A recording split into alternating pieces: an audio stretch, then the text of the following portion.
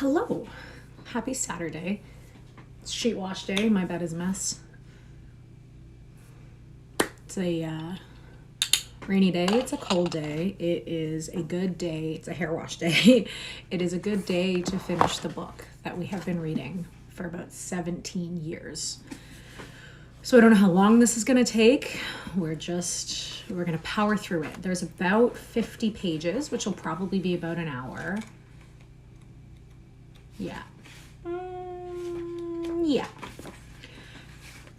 Buckle up. This is Emma by Jane Austen. Chapter 51. This letter must make its way to Emma's feelings. She was obliged, in spite of her previous determination to the contrary, to do it all the justice that Mrs. Weston foretold. As soon as she came to her own name, it was irresistible. Every line relating to herself was interesting, and almost every line agreeable. And when the charm ceased, the subject could still maintain itself by the natural return of her former regard for the writer and the very strong attraction which any picture of love must have had for her at that moment.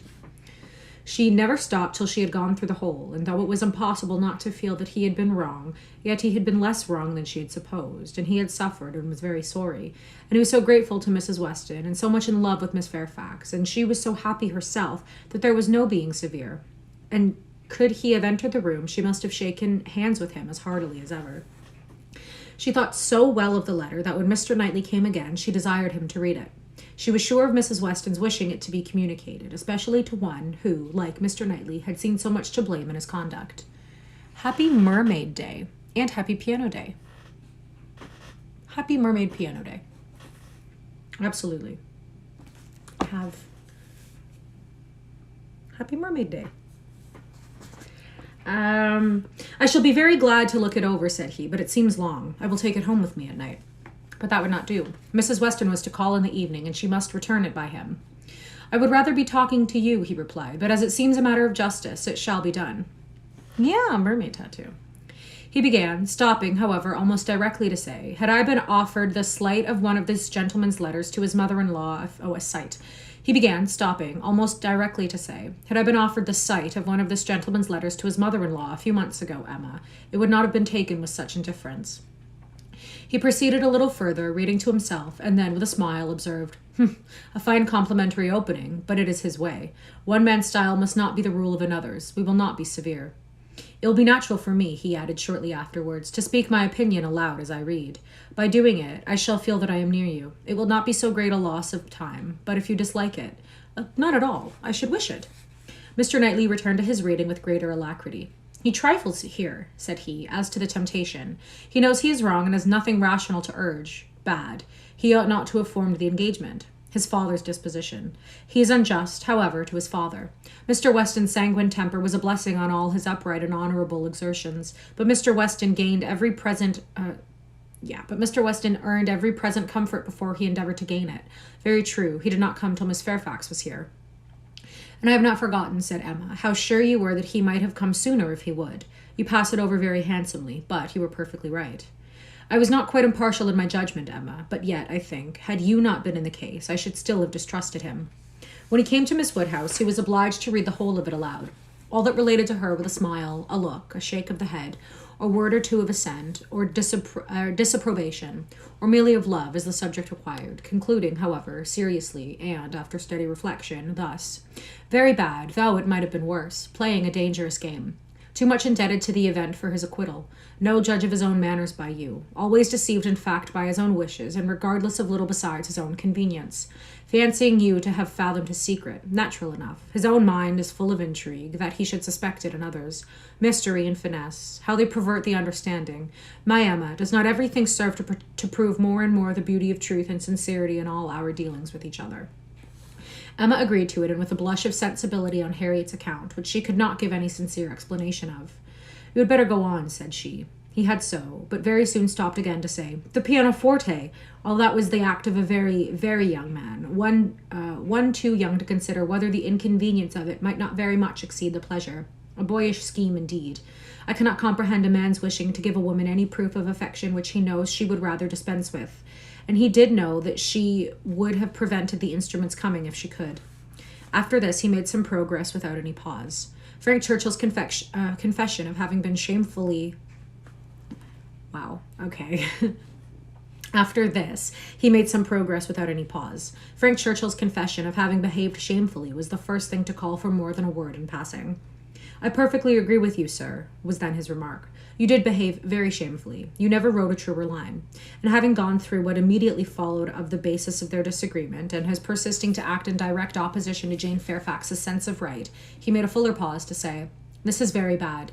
He had induced her to place herself, for his sake, in a situation of extreme difficulty and uneasiness, and it should have been his first object to prevent her from suffering unnecessarily. She must have had much more to contend with in carrying on the correspondence than he could. He should have respected even unreasonable scruples, had there been such, but hers were all reasonable. We must look to her one fault, and remember that she had done a wrong thing in consenting to the engagement, to bear that she should have been in such a state of punishment." Emma knew that he was now getting to the Box Hill party and grew uncomfortable. Her own behavior had been so very improper. She was deeply ashamed and a little afraid of his next look. It was all read, however, steadily, attentively, and without the smallest remark, and, excepting one momentary glance at her, instantly withdrawn, in the fear of giving pain, no remembrance of the Box Hill seemed to exist. "There is no saying much for the delicacy of our good friends the Eltons," was his next observation. "His feelings are natural.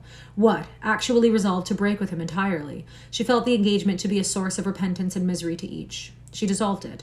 What a view this gives her sense of his behavior. Well, he must be a most extraordinary... Nay, read on. You will find how very much he suffers."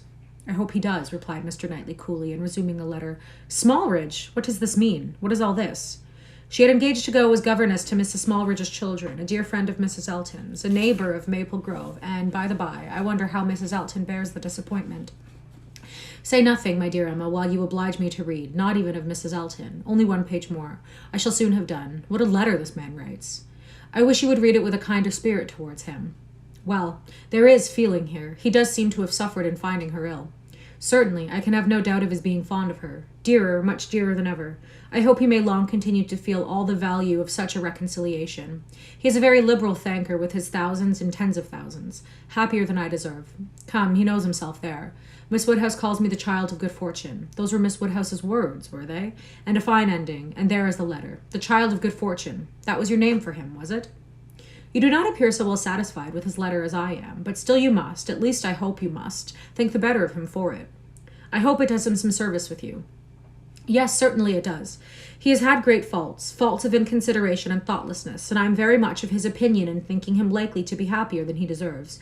But still, as he is, beyond a doubt, really attached to Miss Fairfax, and will soon, it may be hoped, have the advantage of being constantly with her, I am very ready to believe his character will improve and acquire from hers the steadiness and delicacy of principle that it wants. And now, let me talk to you of something else. I have another person's interest at present so much at heart that I cannot think any longer about Frank Churchill. Ever since I left you this morning, Emma, my mind has been hard at work on one subject. The subject followed. It was in plain, unaffected, gentlemanlike English, such as Mr. Knightley used, even to the woman he was in love with, how to be able to ask her to marry him, without attacking the happiness of her father. Emma's answer was ready at the first word. While her dear father lived, any change of condition must be impossible for her. She could never quit him. Part only of this answer, however, was admitted. The impossibility of her quitting her father, Mr. Knightley felt as strongly as herself, but the inadmissibility of any other change he could not agree to. He had been thinking it over most deeply, most intently. He had at first hoped to induce Mr. Woodhouse to remove with her to Donwell. He had wanted to believe it feasible, but his knowledge of Mr. Woodhouse would not suffer him to deceive himself long, and now he confessed his persuasion that such a transplantation would be a risk of her father's comfort, perhaps even his life, which must be hazarded. Mr. Woodhouse taken from Hartfield, no, he felt that it ought not to be attempted. But the plan which had arisen on the sacrifice of this, he trusted his dearest Emma would not find in any respect objectionable. It was that he should be received at Hartfield, that so long as her father's happiness, in other words his life, required Hartfield to continue her home, it should be his likewise. Of their all removing to Donwell, Emma had already had her own passing thoughts. Like him, she had tried the scheme and rejected it, but such an alternative as this had not occurred to her. She was sensible of all the affection it evinced. She felt that, in quitting Donwell, he must be sacrificing a great deal of independence of hours and habits, that in living constantly with her father, and in no house of his own, there would be much, very much, to be borne with. She promised to think of it, and advised him to think of it more, but he was fully convinced that no reflection could alter his wishes or his opinion on the subject. He had given it, he could assure her, very long and very calm consideration. He had been walking away from William Larkins the whole morning to have his thoughts to himself. "Oh, there is one difficulty unprovided for," cried Emma. "I am sure William Larkins will not like it. You must get his consent before you ask mine." She promised, however, to think of it, and pretty nearly promised, moreover, to think of it with the intention of finding it a very good scheme. It is remarkable that Emma, in the many, very many points of view in which she was now beginning to consider Donwell Abbey, was never struck with any sense of injury to her nephew Henry, whose rights as heir expectant had formerly been so tenaciously regarded. Think she must of the possible difference to the poor little boy, and yet she only gave herself a saucy conscious smile about it, and found amusement in detecting the real cause of that violent dislike of Mr. Knightley's marrying Jane Fairfax, or anybody else, which at the time she had wholly imputed to the amiable solicitude of the sister and the aunt. This proposal of his, this plan of marrying and continuing at Hartfield, the more she contemplated it, the more pleasing it became. His evils seemed to lessen, her own advantages to increase, their mutual good to outweigh every drawback. Such a companion for herself in the periods of anxiety and cheerlessness before her. Such a partner in all those duties and cares to which time must be giving increase of melancholy. She would have been too happy but for poor Harriet, but every blessing of her own seemed to involve and advance the sufferings of her friend, who must now be even excluded from Hartfield. The delightful family party which Emma was securing for herself, poor Harriet must, in mere charitable caution, be kept at a distance from. She would be a loser in every way. Emma could not deplore her future absence as any deduction from her own enjoyment. In such a party, Harriet would be rather a dead weight than otherwise, but for the poor girl herself, it seemed a peculiarly cruel necessity that was to be placing her in such a state of unmerited punishment. In time, of course, Mr. Knightley would be forgotten, that is, supplanted, but this cannot be expected to happen very early. Mr. Knightley himself would be doing nothing to assist the cure, not like Mr. Elton. Mr. Knightley, always so kind and so feeling and so truly considerate for everybody, would never deserve to be less worshipped than now, and it really was too much to hope even of Harriet that she could be in love with more than 3 men in 1 year. Chapter 52. It was a very great relief to Emma to find Harriet as desirous as herself to avoid a meeting. Their intercourse was painful enough by letter. How much worse had they been obliged to meet? Harriet expressed herself very much as might be supposed, without reproaches or apparent sense of ill usage, and yet Emma fancied there was a something of resentment, a something bordering on it in her style, which increased the desirableness of their being separate. It might be only her own consciousness, but it seemed as if an angel could only have been quite without resentment under such a stroke. She had no difficulty in procuring Isabella's invitation, and as she was fortunate in having a sufficient reason for asking it, without resorting to she had no difficulty in procuring Isabella's invitation, and she was therefore in having a sufficient reason for asking it, without resorting to invention. There was a tooth amiss. Harriet really wished, and had wished some time, to consult a dentist. Mrs. John Knightley was delighted to be of use. Anything of ill health was a recommendation to her, and though not so fond of a dentist as of a Mr. Wingfield, she was quite eager to have Harriet under her care. When it was thus settled on her sister's side, Emma proposed it to her friend, and found her very persuadable. Harriet was to go. She was invited for at least a fortnight. She was to be conveyed in Mr. Woodhouse's carriage. It was all arranged, it was all completed, and Harriet was safe in Brunswick Square. Now Emma could, indeed, enjoy Mr. Knightley's visits. Now she could talk, and she could listen with true happiness, unchecked by that sense of injustice, of guilt, of something most painful, which had haunted her when remembering how disappointed a heart was near her, how much might at that moment, and at a little distance, be enduring by the feelings which she had led astray herself. The difference of Harriet at Mrs. Goddard's or in London made perhaps an unreasonable difference in Emma's sensations, but she could not think of her in London without objects of curiosity and employment, which must be averting the past and carrying her out of herself. She would not allow any other anxiety to succeed directly to the place in her mind which Harriet had occupied.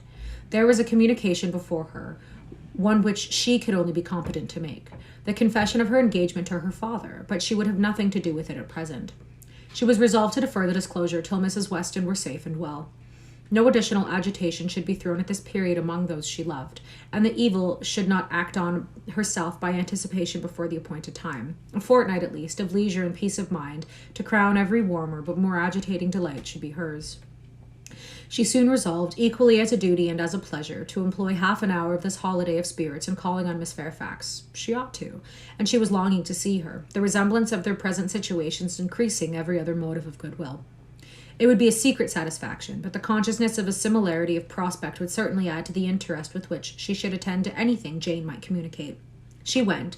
She had driven once unsuccessfully to the door, but had not been into the house since the morning after Box Hill, when poor Jane had been in such distress as had filled her with compassion, though all of the worst sufferings of hers had been unsuspected. The fear of being still unwelcome determined her, though assured of their being at home, to wait in the passage and send up her name. She heard Patty announcing it, but no such bustle succeeded as poor Miss Bates had before made so happily intelligible. No, she heard nothing but the instant reply of, "Beg her to walk up," and a moment afterwards she was met on the stairs by Jane herself, coming eagerly forward, as if no other reception of her were felt sufficient. Emma had never seen her look so well, so lovely, and so engaging. There was consciousness, animation, and warmth. There was everything which her countenance or manner could have ever wanted. She came forward with an offered hand, and said in a low, but very feeling tone, "This is most kind indeed. Miss Woodhouse, it is impossible for me to express. I hope you will believe. Excuse me for being so entirely without words." Emma was gratified, and would soon have shown no want of words if the sound of Mrs. Elton's voice from the sitting-room had not checked her, and made it expedient to compress all her friendly and all her congratulatory sensations into a very, very earnest shake of the hand. Mrs. Bates and Mrs. Elton were together. Miss Bates was out, which accounted for the previous tranquillity. Emma could have wished Mrs. Elton elsewhere, but she was in a humour to have patience with everybody, and as Mrs. Elton met her with unusual graciousness, she hoped the rencontre would do them both no harm. She soon believed herself to penetrate Mrs. Elton's thoughts and understand why she was, like herself, in happy spirits. It was being in Miss Fairfax's confidence and fancying herself acquainted with what was still a secret to other people. Emma saw symptoms of it immediately in the expression of her face, and while paying her own compliments to Mrs. Bates and appearing to attend to the good old lady's replies, she saw her with a sort of anxious parade of mystery folded up a letter which she had apparently been reading aloud to Miss Fairfax, and returned it into the purple and gold reticule by her side, saying with significant nods, "We can finish this some other time, you know. You and I shall not want opportunities. And in fact, you have heard all the essential already. I only wanted to prove to you that Mrs. S. admits our apology and is not offended. You see how delightfully she writes. Oh, she is a sweet creature. You would have doted on her had you gone, but not a word more. Let us be discreet, quite on our good behaviour. Hush, you remember those lines. I forget the poem at this moment. For when a lady's in the case, you know all other things give place. Now I say, my dear, in our case, for lady, read, mum, a word to the wise. I am in a fine flow of spirits, ain't I? But I want you to set your hearts at ease, for Mrs. S., my representation, you see, has quite appeased her." And again, on Emma's merely turning her head to look at Mrs. Bates's knitting, she added in a half-whisper, "I mentioned no names, you will observe. Oh, no, cautious as a minister of state. I managed it extremely well." Emma could not doubt. It was a palpable display, repeated on every possible occasion. When they had all talked a little while in harmony of the weather and Mrs. Weston, she found herself abruptly addressed with, "Do not you think, Miss Woodhouse, our saucy little friend here is charmingly recovered? Do not you think her cure does Perry the highest credit?" Here was a side glance of great meaning at Jane. "Upon my word, Perry has restored her in a wonderful short time. Oh, if you had seen her as I did when she was at the worst." And when Mrs. Bates was saying something to Emma, whispered further, "We do not say a word of any assistance that Perry might have, not a word of a certain young physician from Windsor. Oh, no, Perry shall have all of the credit." "I have scarce had the pleasure of seeing you, Miss Woodhouse," she shortly afterwards began, "since the party to Box Hill. Very pleasant party. But yet I think there was something wanting. Things did not seem, that is, there seemed a little cloud upon the spirits of some. So it appeared to me at least, but I might be mistaken. However, I think it answered so far as to tempt one to go again. What say you both to our collecting the same party and exploring to Box Hill again while the fine weather lasts? It must be the same party, you know. Quite the same party. Not one exception." Soon after this, Miss Bates came in, and Emma could not help being diverted by the perplexity of her first answer to herself, resulting, she supposed, from doubt of what might be said and impatience to say everything.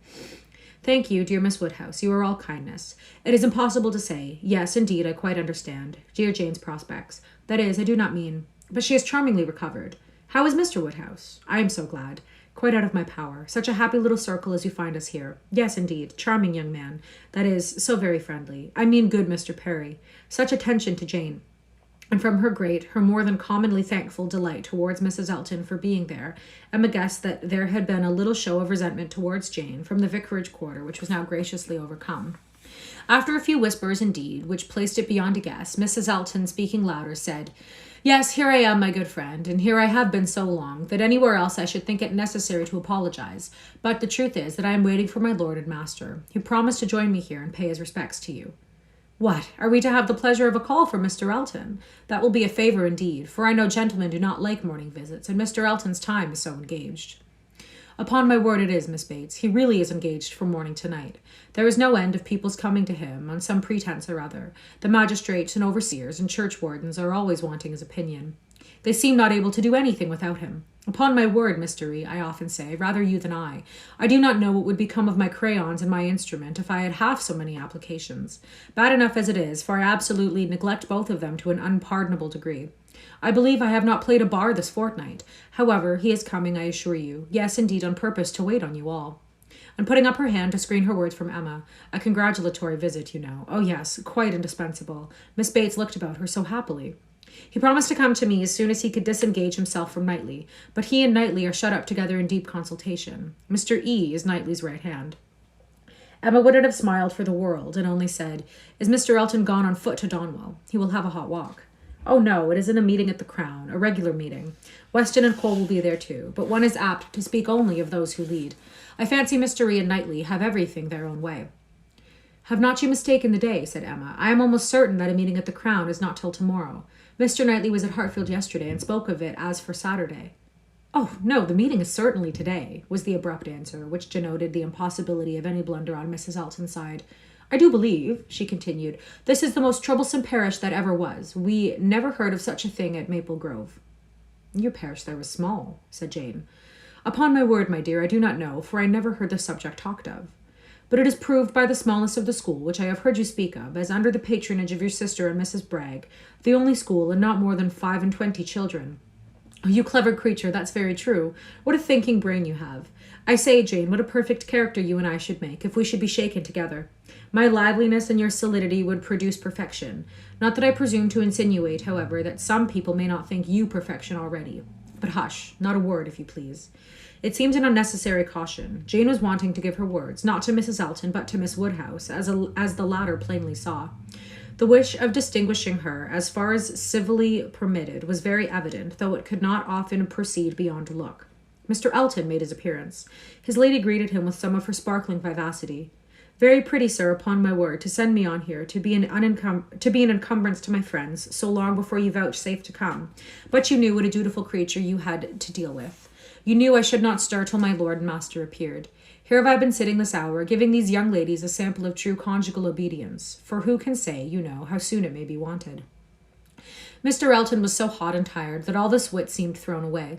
His civilities to the other ladies must be paid, but his subsequent object was to lament over himself for the heat he was suffering and the walk he had had for nothing. When I got to Donwell, said he, Knightley could not be found. Very odd, very unaccountable. After the note I sent him this morning and the message he returned that he could not certainly be at home till 1. Donwell, cried his wife. My dear Mr. E, you have not been to Donwell. You mean the Crown. You come from the meeting at the Crown. No, that's tomorrow. And I particularly wanted to see Knightley today on that very account. Such a dreadful broiling morning. I went over to the fields too, speaking in a tone of great ill usage, which made it so much the worse. And then to not find him at home. I assure you I am not at all pleased. And no apology left, no message for me. The housekeeper declared she knew nothing of my being expected. Very extraordinary. And nobody knew at all which way he was gone. Perhaps to Hartfield, perhaps to the Abbey Mill, perhaps into his woods. Miss Woodhouse, this is not like our friend Knightley. Can you explain it? Emma amused herself by protesting that it was very extraordinary indeed that she had not had a syllable, and that she had not a syllable to say for him. I cannot imagine, said Mrs. Elton, feeling the indignity as a wife ought to do. I cannot imagine how he could do such a thing by you, of all the people in the world. The very last person whom one should expect to be forgotten. My dear Mr. E, he must have left a message for you, I am sure he must. Not even Knightley could be so very eccentric, and his servants forgot it. Depend upon it, that was the case, and very likely to happen with the Donwell servants, who are all, I have often observed, extremely awkward and remiss, and I am sure I would not have such a creature as his Harry stand at our sideboard for any consideration. And as for Mrs. Hodges, Wright holds her very cheap indeed. She promised Wright a receipt and never sent it. I met William Larkins, continued Mr. Elton, as I got near the house, and he told me I should not find his master at home, but I did not believe him. William seemed rather out of humour. He did not know what was to come of his master lately, he said, but he could hardly ever get the speech of him. I have nothing to do with Williams's wants, but it really is of very great importance that I should see Knightley today, and it becomes a matter, therefore, of very serious inconvenience that I should have had this hot walk to no purpose. Emma felt that she could not do better than go home directly. In all probability, she was at this very time waited for there, and Mr. Knightley might be preserved from sinking deeper in aggression towards Mr. Elton, if not towards William Larkins. She was pleased, on taking leave, to find Miss Fairfax determined to attend her out of the room, to go with her even downstairs. It gave her an opportunity, which she immediately made use of, to say, "It is as well, perhaps, that I have not had the possibility. Had you not been surrounded by other friends, I might have been tempted to introduce a subject, to ask questions, to speak more openly than might have been strictly correct. I feel that I should certainly have been impertinent." "Oh," cried Jane with a blush and a hesitation which Emma thought infinitely more becoming to her than all the elegance of her usual composure. "There would have been no danger. The danger would have been of my wearying you. You could not have gratified me more than by expressing an interest. Indeed, Miss Woodhouse," speaking more collectedly, "with the consciousness which I have of misconduct, very great misconduct, it is particularly consoling to me to know that those of my friends whose good opinion is worth pressing are not disgusted to such a degree as to, I have not time for half that I wish I could say.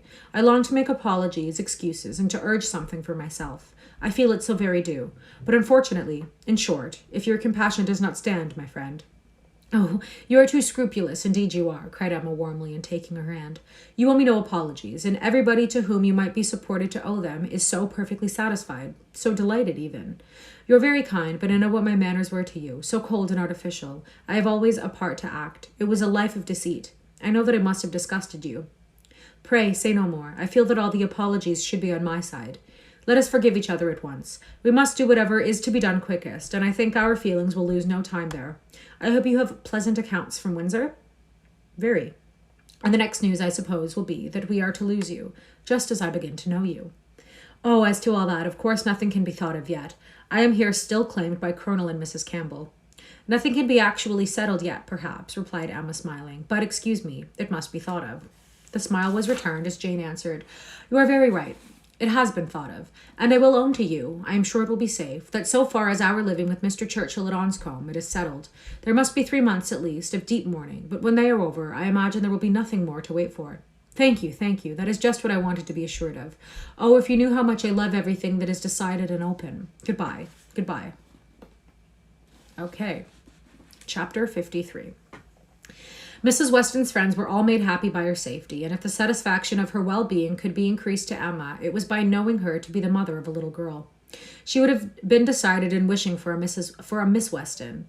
She would not acknowledge that it was with any view of making a match for her hereafter with either of Isabella's sons, but she was convinced that a daughter would suit both father and mother best. It would be a great comfort to Mrs. Weston as he grew older. To Mr. Weston as he grew older, and even Mr. Weston might be growing older 10 years hence, to have his fireside enlivened by the sports and the nonsense, the freaks and the fancies of a child never banished from home. And Mrs. Weston, no one could doubt that a daughter would be most to her, and it would be quite a pity that anyone who so well knew how to teach should not have their powers in exercise again. "She has had the advantage, of practicing on me," she continued, "like Baron de la Manche or la Comtesse d'Oste and Madame de Gens, Adelaide and Theodore, and we shall now see her own little Adelaide educated on a more perfect plan." "That is," replied Mr. Knightley, "she will indulge her even more than she did you, and believe that she does not indulge her at all. It will be the only difference." "Poor child," cried Emma. "At that rate, what will become of her?" "Nothing very bad, the fate of thousands. She will be disagreeable in infancy, and correct herself as she grows older. I am losing all my bitterness against spoiled children, my dearest Emma. I, who am owing all my happiness to you, would not it be horrible ingratitude in me to be severe on them?" Emma laughed and replied, "But I had the assistance of all your endeavours to counteract the indulgence of other people. I doubt whether my own sense would have corrected me without it." "Do you?" "I have no doubt. Nature gave you understanding. Miss Taylor gave you principles. You must have done well. My interference was quite as likely to do harm as good. It was very natural for you to say, 'What right has he to lecture me?' I am afraid very natural for you to feel that it was done in a disagreeable manner. I do not believe I did you any good. The good was all to myself, by making you an object of the tenderest affection to me. I could not think about you so much without doting on you, faults and all, and by dint of fancying so many errors, have been in love with you ever since you were 13 at least." How old is Mr. Knightley? Because I was under the impression that he was her father's friend. So I think I'm going to have to figure that out. Yeah. Sorry, I got a message. I am sure you were of use to me, cried Emma. I was very often influenced rightly by you, often than I would own at the time. I am very sure you did me good. And if poor little Anna Weston is to be spoiled, it will be the greatest humanity in you to do as much for her as you have done for me, except falling in love with her when she is 13. How often, when you were a girl, have you said to me, in one of your saucy looks, Mr. Knightley, I am going to do so-and-so, papa says I may, or I have Miss Taylor's leave, something which you knew I did not approve. In such cases, my interference was giving you 2 bad feelings instead of 1. What an amiable creature I was. No wonder you should hold my speeches in such affectionate remembrance. Mr. Knightley, you always called me, Mr. Knightley, and from habit it has not so very a formal sound, and yet it is formal. I want you to call me something else, but I do not know what. I remember once calling you George in one of my amiable fits about 10 years ago. I did it because I thought it would offend you, but as you made no objection, I never did it again. And cannot you call me George now? Impossible. I can never call you anything but Mr. Knightley. I will not promise even to equal the elegant terseness of Mrs. Elton by calling you Mr. K. But I will promise, she added presently, laughing and blushing, I will promise to call you once by your Christian name. I do not know when, but perhaps you may guess where, in the building in which N takes M for better or worse. Emma grieved that she could not be more openly just to one important service which his better sense would have rendered her... What? Emma grieved that she could not be more openly just to one important service which his better sense would have rendered her, to the advice which would have saved her from the worst of all her womanly follies, her wilful intimacy with Harriet Smith, but it was too tender a subject. She would not enter on it. Harriet was very seldom mentioned between them. This, on his side, might merely proceed from her not being thought of, but Emma was rather inclined to attribute it to delicacy and a suspicion from some appearances that their friendship were declining. She was aware herself that, parting under any other circumstances, they certainly should have corresponded more, and that her intelligence would not have rested, as it now almost wholly did, on Isabella's letters. He might observe that it was so. The pain of being obliged to practice concealment towards him was very little inferior to the pain of having made Harriet unhappy. Isabella sent quite as good an account of her visitor as could be expected. On her first arrival, she had thought her out of spirits, which appeared perfectly natural, as there was a dentist to be consulted. But, since that business had been over, she did not appear to find Harriet different from what she had known her before. Isabella, to be sure, was no very quick observer, yet if Harriet had not been equal to playing with the children, it would not have escaped her. Emma's comforts and hopes were most agreeably carried on by Harriet's being able to stay longer. Her fortnight was likely to last a month at least. Mr. and Mrs. John Knightley were to come down in August, and she was invited to remain till they could bring her back. John does not even mention your friend, said Mr. Knightley. Here is his answer, if you like to see it. It was the answer to the communication of his intended marriage. Emma accepted it with a very eager hand, with an impatience all alive to know what he would say about it, and not at all checked by hearing that her friend was unmentioned. John enters like a brother into my happiness, continued Mr. Knightley, but he is no complimenter, and though I well know him to have, likewise, a most brotherly affection for you, he is so far from making flourishes that any other young woman might think him rather cool in her praise. But I am not afraid of your seeing what he writes. He writes like a sensible man, replied Emma, when she had read the letter. I honor his sincerity. It is very plain that he considers the good fortune of the engagement as all on my side, but that he is not without hope of my growing, in time, as worthy of your affection as you think of me already. Had he said anything to bear a different construction, I should not have believed him. My Emma, he means no such thing. He only means... He and I should differ very little in our estimation of the two, interrupted she, with a sort of serious smile, much less perhaps than he is aware of, if we could enter without ceremony or reserve on the subject. Emma, my dear Emma, oh, she cried with more thorough gaiety, if you fancy your brother does not do me justice, only wait till my dear father is in the secret and hear his opinion. Depend upon it, he will be much further from doing you justice. He will think all the happiness, all the advantage on your side of the question, all the merit on mine. I wish I may not sink into poor Emma with him at once. His tender compassion towards oppressed words can go no further. Oh, he cried, I wish your father might be half as easily convinced as John will be, of our having every right and equal worth can give, to be happy together. I am amused by one part of John's letter. Did you notice it? Where he says that my information did not take him wholly by surprise, that he was rather in expectation of hearing something of the kind. If I understand your brother, he only means so far as your having some thoughts of marrying. He had no idea of me. He seemed perfectly unprepared for that. Yes, but I am amused that he should have seen so far into my feelings. What had he been judging by? I am not conscious of any difference in my spirits or conversation that could prepare him at this time for my marrying any more than at another. But it is so, I suppose. I dare say there was a difference when I was staying with them the other day. I believe I did not play with the children quite so much as usual.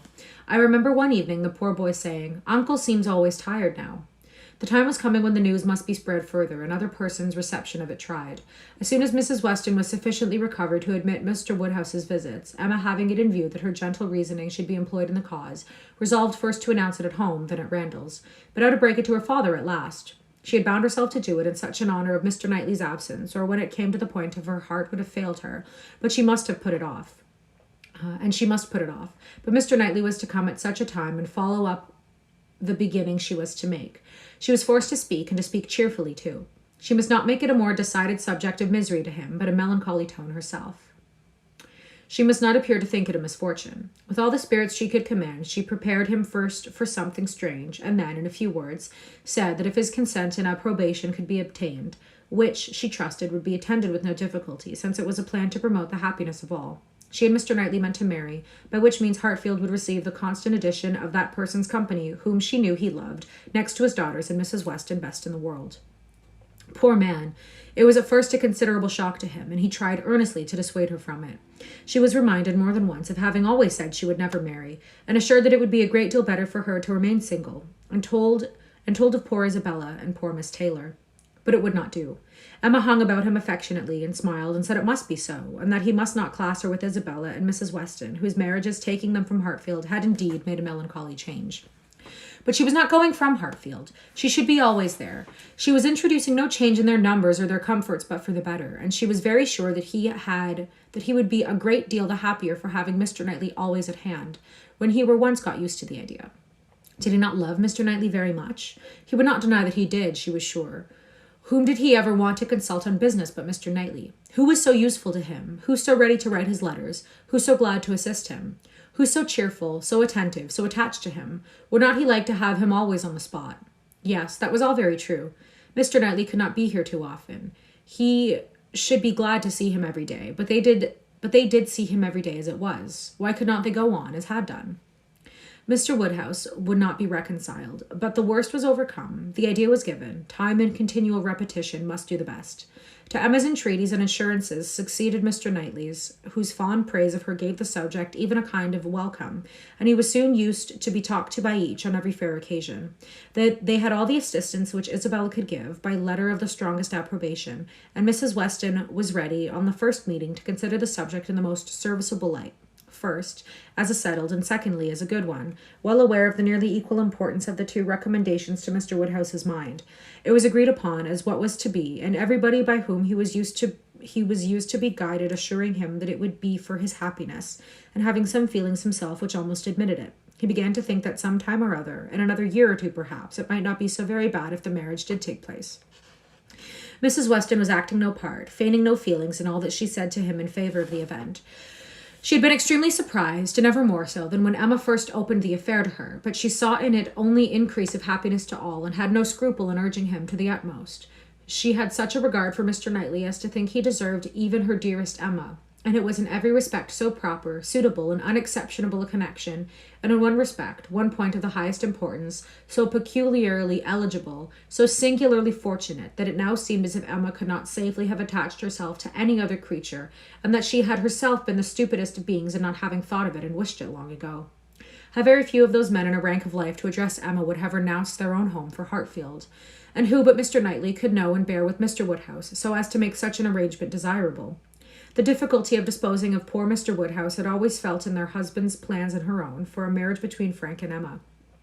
How to settle the claims of Anscombe and Hartfield had been a continual impediment, less acknowledged by Mr. Weston than by herself.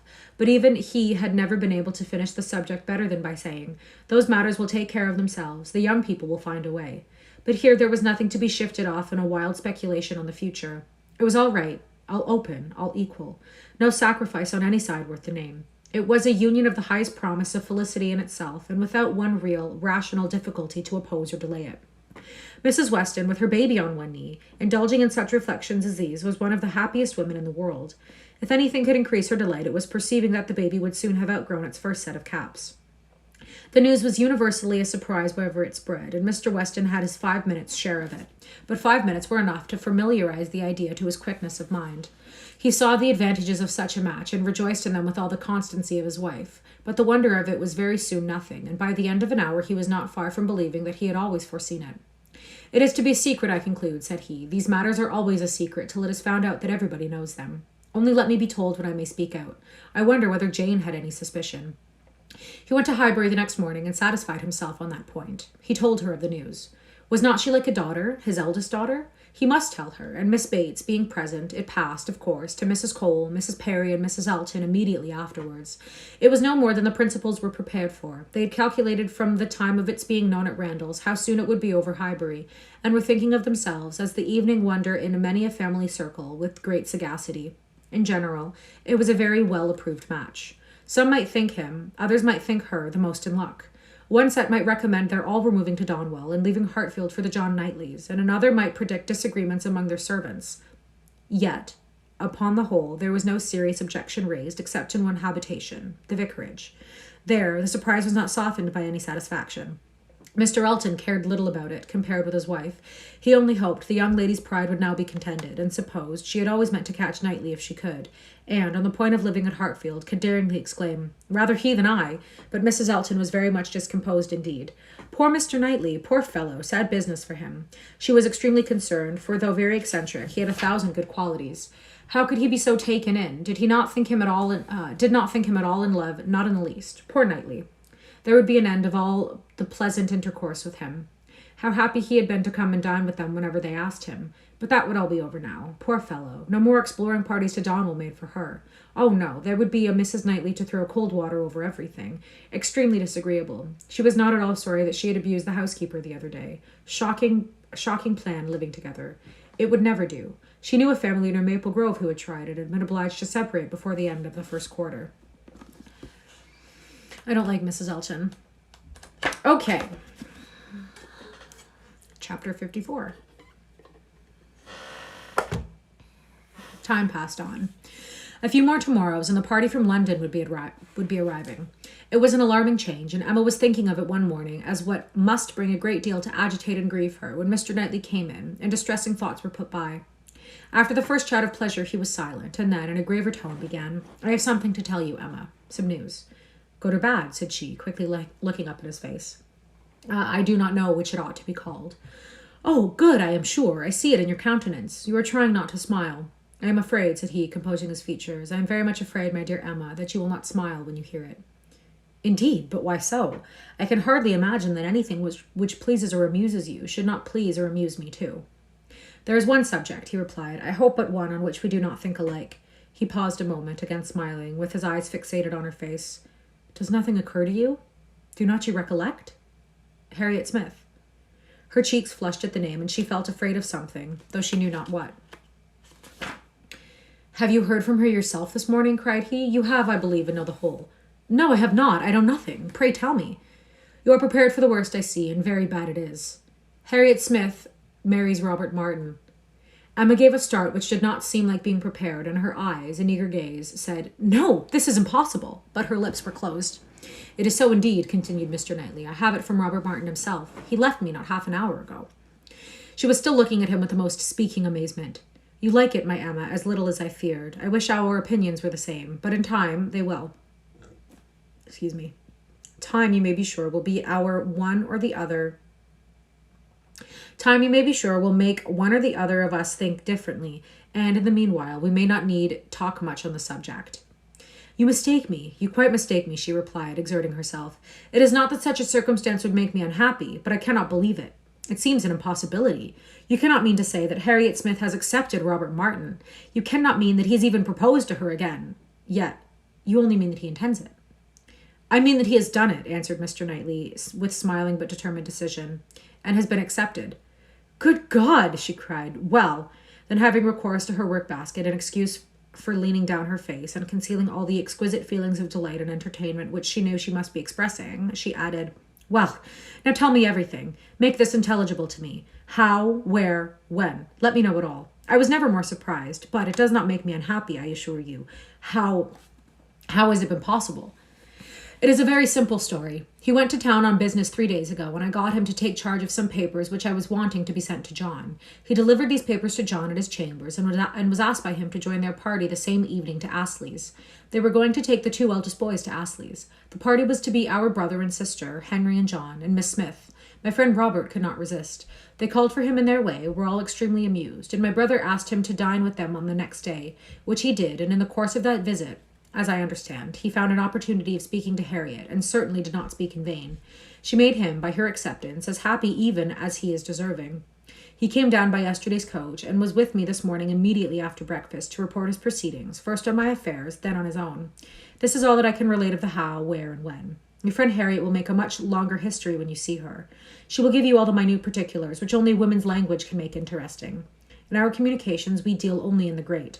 However, I must say that Robert Martin's heart seemed for him, and to me, very overflowing, and that he did mention, without its being much to the purpose, that on quitting their box at Astley's, my brother took charge of Mrs. John Knightley and Little John, and followed with Miss Smith and Henry, and that at one time they were in such a crowd as to make Miss Smith rather uneasy. Donated $1.99 to what? Killer Pie 07. Is that like a who's 007? What's his name? Why don't I remember his name? It's not John Wick. I can't remember who 007 is. But is that why you have that there? Thank you! Bond, yes. Do you have that there like for Bond? Are you like a Bond fan? I've never seen any of the Bond movies. Though I probably should. Because wasn't one of the guys on Mamma Mia, didn't he play Bond? One of the dads? No? Okay, I'm just curious. He stopped. Emma dared not attempt any immediate reply. To speak, she was sure, would be to betray a most unreasonable degree of happiness. She must wait a moment, or he would think her mad. Her silence disturbed him, and after observing her a little while, he added, "Thank you. Emma, my love, you said that the circumstance would now not make you unhappy, but I am afraid it gives you more pain than you expected. His situation is an evil, but you must consider it as what satisfies your friend, and I will answer for your thinking better and better of him, as you know him more. His good sense and good principles would delight you. As far as the man is concerned, you could not wish your friend in better hands. His rank in society I would alter if I could, which is saying a great deal, I assure you, Emma. You laugh at me about William Larkins, but I could quite as ill spare Robert Martin." What am I reading? I am reading Emma by Jane Austen. We're going to finish this book on the stream. It's been about 47 years in the making. I think I've been reading this since like the beginning of February. I have a YouTube channel, same name as this channel, K.A. Reads Classics. All of the streams that I've done of this book and the other books have been uploaded there. As like an audiobook vibe, but not really, because there's a lot of me talking to the camera, etc. A lot of me mispronouncing words. So check it out if you want. If don't. He wanted her to look up and smile, and having now brought herself not to smile too broadly, she did, cheerfully answering, "You need not be at any pains to reconcile me to the match. I think Harriet is doing extremely well. Her connections may be worse than his. In respectability of character, there can be no doubt that they are. I have been silent from surprise, merely excessive surprise. You cannot imagine how suddenly it has come on me, how peculiarly unprepared I was, for I had no reason to believe her very lately more determined against him, much more than she was before." "You ought to know your friend best," replied Mr. Knightley, "but I should say she was a good-tempered, soft-hearted girl, not likely to be very, very determined against any young man who told her he loved her." Emma could not help laughing as she answered, "Upon my word, I believe you know her quite as well as I do. But, Mr. Knightley, are you perfectly sure that she has absolutely and downright accepted him? I could not suppose she might in time, but can she already? Did not you misunderstand him? You were both talking of other things, of business, shows or cattle, of new drills, and might you not, in the confusion of so many subjects, mistaken him? It was not Harriet's hand that he was certain of, it was the dimensions of some famous ox."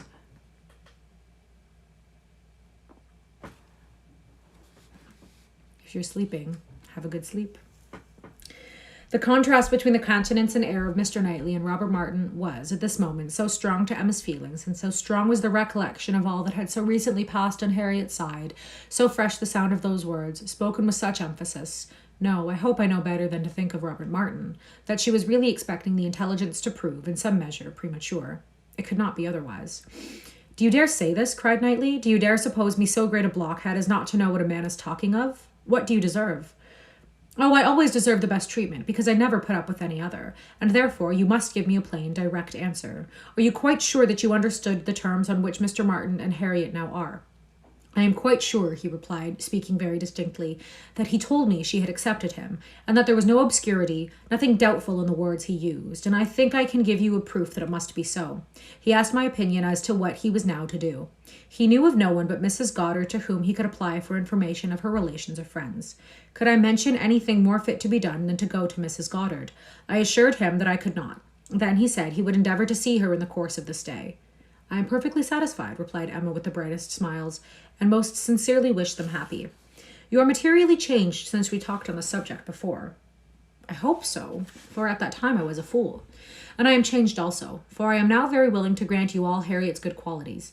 I have taken some pains for your sake and for Robert Martin's sake, whom I have always had reason to believe as much in love with her as ever, to get acquainted with her. I have often talked to her a great deal. You must have seen that I did. Sometimes, indeed, I have thought you were half suspecting me of pleading poor Martin's cause, which was never the case. But from all my observations, I am convinced of her being an artless, amiable girl with very good notions, very seriously good principles, and placing her happiness in the affections and utility of domestic life. Much of this, I have no doubt, she may thank you for. Me? Cried Emma, shaking her head. Oh, poor Harriet. She checked herself, however, and submitted quietly to a little more praise than she deserved. Their conversation was soon afterwards closed by the entrance of her father. She was not sorry. She wanted to be alone. Her mind was in a state of flutter and wonder, which made it impossible for her to be collected. She was in dancing, singing, exclaiming spirits. Until she had moved about and talked to herself and laughed and reflected, she could be fit for nothing rational. Her father's business was to announce James's being gone out to put the horses to, preparatory to their now daily drive to Randall's, and she had, therefore, an immediate excuse for disappearing. The joy, gratitude, the exquisite delight of her sensations may be imagined. The sole grievance and alloy thus removed in the prospect of Harriet's welfare was she was really in danger of becoming too happy for security. What had she to wish for? Nothing but to grow more worthy of him, whose intentions and judgment had been ever so superior to her own. Nothing but that the lessons of her past folly might teach her humility and circumspection in future. Serious she was, very serious in her thankfulness and in her resolutions, and yet there was no preventing a laugh, sometimes in the very midst of them. She must laugh at such a close, such an end to the doleful disappointment of 5 weeks back, such a heart, such a Harriet. Now there would be pleasure in her returning. Everything would be a pleasure. It would be a great pleasure to know Robert Martin. High in the rank of her most serious and heartfelt felicities was the reflection that all necessity of concealment for Mr. Knightley was soon to be over. The disguise, equivocation, mystery, so hateful to her practice, might soon be over. She could now look forward to giving him that full and perfect confidence which her disposition was most ready to welcome as a duty. In the gayest and happiest spirits, she set forward with her father, not always listening, but always agreeing to what he said, and, whether in speech or silence, conniving at the comfortable persuasion of his being obliged to go to Randall's every day, or poor Mrs. Weston would be disappointed. They arrived. Mrs. Weston was alone in the drawing-room, but hardly had they been told of the baby, and Mr. Woodhouse received the thanks for coming, which he had asked for, when a glimpse was caught through the blind of 2 figures passing near the window. "It is Frank and Miss Fairfax," said Mrs. Weston. "I was just going to tell you of our agreeable surprise in seeing him arrive this morning. He stays till tomorrow, and Miss Fairfax has been persuaded to spend the day with us. They are coming in, I hope." In half a minute they were in the room. Emma was extremely glad to see him, but there was a degree of confusion, a number of embarrassing recollections on each side. They met readily and smiling, but with a consciousness which at first allowed little to be said, and having all sat down again, there was for some time such a blank in the circle that Emma began to doubt whether the wish now indulged, which she had long felt, of seeing Frank Churchill once more, and of seeing him with Jane, would yield its proportion of pleasure. When Mr. Weston joined the party, however, and when the baby was fetched, there was no longer a want of subject or animation, or of courage and opportunity for Frank Churchill to draw near by her and say, "I have to thank you, Miss Woodhouse, for a very kind and forgiving message in one of Mrs. Weston's letters. I hope time has not made you less willing to pardon. I hope you do not retract what you then said." "No, indeed," cried Emma, most happy to begin. "Not in the least. I am particularly glad to see you and shake hands with you, and to give you joy in person." He thanked her with all his heart, and continued some time to speak with serious feeling of his gratitude and happiness. "Is not she looking well?" said he, turning his eyes towards Jane. "Better than she ever used to. You see how my father and Mrs. Weston dote upon her." But his spirits were soon rising again, and with laughing eyes, after mentioning the expected return of the Campbells, he named the name of Dixon. Emma blushed, and forbade its being pronounced in her hearing. I can never think of it, she cried, without extreme shame. The shame, he answered, is all mine, or ought to be. But is it possible that you had no suspicion? I mean of late. Early, I know, you had none. I never had the smallest, I assure you. That appears quite wonderful. It was once very near, and I wish I had. It would have been better. But though I was always doing wrong things, they were very bad wrong things, as such did no service to me. It would have been a much better transgression had I broken the bond of secrecy and told you everything. It is not now worth a regret, said Emma. I have some hope, resumed he, of my uncle's being persuaded to pay a visit at Randall's. He wants to be introduced to her. When the Campbells are returned, we shall meet them in London and continue there, I trust, till we may carry northward. But now I am at such a distance from her. Is it not hard, Miss Woodhouse? Till this morning we have not once met since the day of reconciliation. Do not you pity me? Emma spoke her pity so very kindly that with a sudden accession of gay thought he added, "Oh, by the by," then sinking his voice and looking demure for the moment, "I hope Mr. Knightley is well." He paused. She coloured and laughed. "I know you saw my letter and think you may remember my wish in your favour. Let me return your congratulations. I assure you that I had heard the news with the warmest interest and satisfaction. He is a man whom I cannot presume to praise. Emma was delighted and only wanted him to go on in the same style, but with his mind was the next moment in his own concerns and with his own Jane, that his next words were, "Did you ever see such a skin, such smoothness, such delicacy, and yet without actually being fair? One cannot call her fair. It is a most uncommon complexion, with her dark eyelashes and hair, a most distinguishing complexion, so peculiarly the lady in it, just colour enough for beauty." "I have always admired her complexion," replied Emma archly, but do I not remember the time when you found fault with her for being so pale? When first we began to talk of her, have you not quite forgotten? "I'm well, Frosty Harlow. How are you?" "Oh no, what an impudent dog I was. How could I dare?" But he laughed so heartily at the recollection that Emma could not help saying, "I do suspect that in the midst of your perplexities at that time you had very great amusement in tricking us all. I am sure you had. I am sure it was a consolation to you." "I'm not going to share where I'm from, but I'm glad that you are well." "Oh, no. How can you suspect such a thing of me? I was the most miserable wretch. Not quite so miserable as to be insensible to mirth. I am sure it was a source of high entertainment to you to feel that you were taking us all in. Perhaps I am the readier to suspect, because, to tell you the truth, I think it might have been some amusement to myself in the same situation. I think there is a little likeness between us both." He bowed. "If not in our dispositions," she presently added, with a look of true sensibility, "there is a likeness in our destiny, the destiny which bids fair to connect us with two characters so much superior to our own." "It's okay."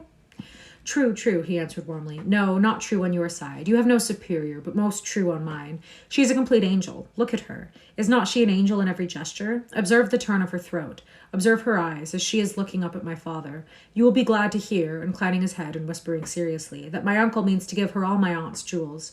They are to be new set. I am resolved to have some in an ornament for the head. Will not it be beautiful in her dark hair?" "Very beautiful indeed," replied Emma, and she spoke so kindly that he gratefully burst out, "How delighted I am to see you again, and to see you in such excellent looks. I would not have missed this morning for the world. I should certainly have called at Hartfield had you failed to come." "Sure, be my guest." The others had been talking of the child, Mrs. Weston giving an account of a little alarm she had been under, the evening before, from the infant's appearing not quite well. She believed she had been foolish, but it alarmed her, and she had been within half a minute of sending for Mr. Perry. Perhaps she ought to be ashamed, but Mr. Weston had been almost as uneasy as herself. In 10 minutes, however, the child had been perfectly well again.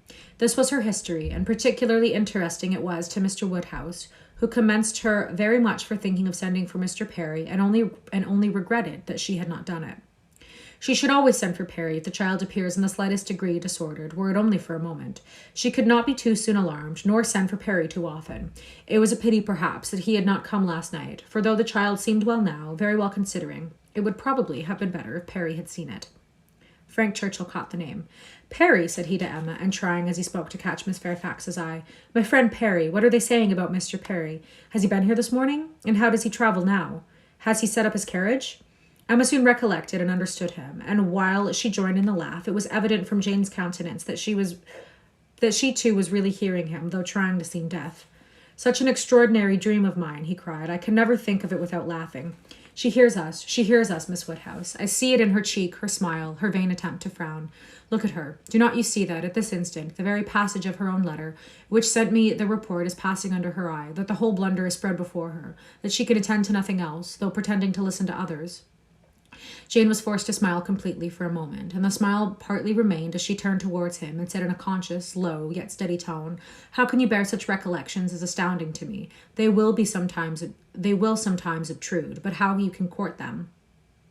He had a great deal to say in return, and very entertainingly, but Emma's feelings were chiefly with Jane in the argument, and on leaving Randalls and falling naturally into a comparison of the two men, she felt that, pleased as she had been to see Frank Churchill, and really regarding him as she did with friendship, she had never been more sensible of Mr. Knightley's high superiority of character. The happiness of this most happy day received in its completion, in the animated completion of his worth which this comparison produced. Professional graphic designer specializing. Let me know if you're interested at all. Design your stuff at reasonable prices. Share your Discord or Instagram if you're interested. Cool. I will take that into consideration. Thank you very much. I appreciate that. Thank you. Chapter 55. If Emma had still at intervals an anxious feeling for Harriet, a momentary doubt of its being possible for her being really cured of her attachment to Mr. Knightley and really able to accept another man from unbiased inclination, it was not long that she had to suffer from the recurrence of any such uncertainty. A very few days brought the party from London, and she had no sooner an opportunity of being 1 hour alone with Harriet than she became perfectly satisfied, unaccountable as it was, that Robert Martin had thoroughly supplanted Mr. Knightley and was now forming all her views of happiness. At this specific moment, no. Just because I don't necessarily have any use for it. But I do appreciate it. Harriet was a little distressed, did look a little foolish at first, but having once owned that she had been presumptuous and silly and self-deceived before, her pain and confusion seemed to die away with the words and leave her without a care for the past and with the fullest exultation in the present and future. For, as to her friend's approbation, Emma had instantly removed every fear of that nature by meeting her with the most unqualified congratulations. Harriet was most happy to give every particular of the evening at Astley's, and the dinner the next day. She could dwell on it all with the utmost delight. But what did the particulars explain? The fact was, as Emma could now acknowledge, that Harriet had always liked Robert Martin, and that his continuing to love her had been irresistible. Beyond this, it must ever be unintelligible to Emma. The event, however, was most joyful, and every day was giving her fresh reasoning for thinking so. Harriet's parentage became known. She proved to be the daughter of a tradesman, rich enough to afford her the comfortable maintenance which had ever been hers, and decent enough to have always wished for concealment. Such was the blood of gentility which Emma had formerly been so ready to vouch for. It was likely to be as untainted, perhaps, as the blood of many a gentleman. But what a connection had she been preparing for Mr. Knightley, for the Churchills, or even for Mr. Elton? The stain of illegitimacy, unbleached by nobility or wealth, would have been a stain indeed. No objection was raised on the father's side. The young man was treated liberally. It was all as it should be. And as Emma became acquainted with Robert Martin, who was now introduced at Hartfield, she fully acknowledged in him all the appearance of sense and worth which could bid fairest for her little friend. She had no doubt of Harriet's happiness with any good-tempered man. But with him, and in the home he offered, there would be the hope of more, of security, stability, and improvement. She would be placed in the midst of those who loved her, and who had better sense than herself, retired enough for safety, and occupied enough for cheerfulness. She would be never led into temptation, nor left for it to find her out. She would be respectable and happy, and Emma admitted her to be the luckiest creature in the world to have created so steady and persevering an affection in such a man, or, if not quite the luckiest, to yield only to herself. Harriet, necessarily drawn away by her engagements with the Martins, was less and less at Hartfield, which was not to be regretted. The intimacy between her and Emma must sink. Their friendship must change into a calmer sort of goodwill. And fortunately, what ought to be and must be seemed already beginning, and in the most gradual, natural manner. Excuse me. Before the end of September, Emma attended Harriet to church and saw her hand bestowed on Robert Martin with so complete a satisfaction as no remembrances, even connected with Mr. Elton as he stood before them, could impart. Perhaps, indeed, at the time she scarcely saw Mr. Elton, but as the clergyman whose blessings at the altar might next fall on herself, Robert Martin and Harriet Smith, the latest couple engaged of 3, were the first to be married. Jane Fairfax had already quitted Highbury and was resorted to the comforts of her beloved home with the Campbells. The Mr. Churchills were also in town, and they were only waiting for November. The intermediate month was the one fixed on, as far as they dared, by Emma and Mr. Knightley. They had determined that their marriage ought to be concluded while John and Isabella were still at Hartfield, to allow them the fortnight's absence and a tour to the seaside, which was the plan. John and Isabella and every other friend were agreed in approving it. But Mr. Woodhouse, how was Mr. Woodhouse to be induced to consent? He, who had never yet alluded to their marriage but as a distant event. When first sounded on the subject, he was so miserable that they were hopeless. A second allusion, indeed, gave less pain. He began to think it was to be, and that he could not prevent it. A very promising step of the mind in its way to resignation. Still, however, he was not happy. Nay, he appeared so much otherwise that his daughter's courage failed. She could not bear to see him suffering, to know him fancying himself neglected. And though her understanding almost acquiesced in the assurance of both the Mr. Knightleys that when once the event was over, his distress would soon be over too, she hesitated. She could not proceed. In the state of suspense they were befriended, not by any sudden illumination of Mr. Woodhouse's mind, or any wonderful change of his nervous system, but by the operation of the same system in another way. Mrs. Weston's poultry house was robbed one night of all her turkeys, evidently by the ingenuity of man. Other poultry yards in the neighbourhood also suffered. Pilfering was housebreaking to Mr. Woods's fears. He was uneasy, but for the sense of his son-in-law's protection, he would have been under wretched alarm every night of his life. The strength, resolution, and presence of mind of the Mr. Knightleys commanded his fullest dependence. While either of them protected him and his, Hartfield was safe, but Mr. John Knightley must be in London again by the end of the first week of November. The result of this distress was that, with a much more voluntary, cheerful consent than his daughter had ever presumed to hope for at the moment, she was able to fix her wedding day, and Mr. Elton was called on, within a month from the marriage of Mr. and Mrs. Robert Martin, to join the hands of Mr. Knightley and Miss Woodhouse. The wedding was very much like other weddings, where the parties have no taste for finery or parade, and Mrs. Elton, from the particulars detailed by her husband, thought it all extremely shabby and very inferior to her own. Very little white satin, very few lace veils, a most pitiful business. Selina would stare when she heard of it. But in spite of these deficiencies, the wishes, the hopes, the confidence, the predictions of the small band of true friends who witnessed the ceremony were fully answered in the perfect happiness of the union. That's the end of the book. It was a very abrupt end. Yeah. Okay. I will start a different book tomorrow. I may read a few short stories out of H.P. Lovecraft's Necronomicon tomorrow. And then start either Pride and Prejudice or The Picture of Dorian Gray on Monday. But we'll see. Kind of a lackluster ending, honestly, to an overall lackluster book. I'm just very glad to be done with it. And thank you for those of you who have stuck with me on this journey. So thanks for reading with me. Have a great day. Bye.